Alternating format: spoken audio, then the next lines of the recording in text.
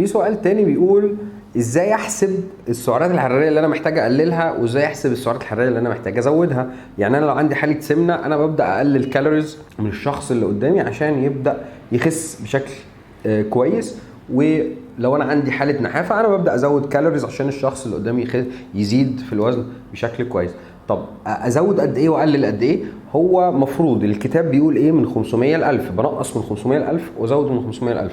لكن احنا عايزين نتكلم بشكل تطبيقي وشكل عملي، ان انا اقلل 500 او 1000 ده رقم كبير جدا من الكالوريز، وفي بعض الناس اصلا احتياجاتهم لا تتعدى اصلا ال 1500 و2000 سعر.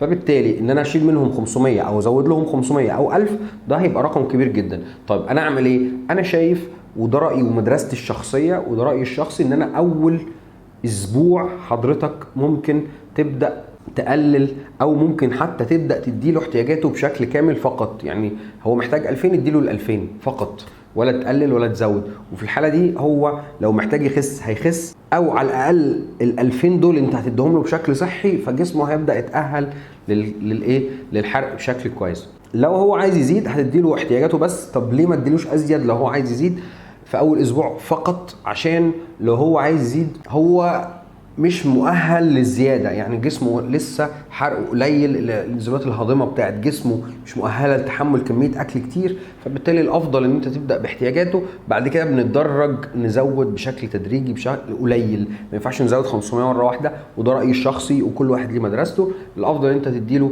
من 200، تزود 200 300 او تقلل 200 300 كحد اقصى في الاسبوع. ما تحاولش تلعب كتير قوي، لان اللعب بيعمل مشاكل صحيه.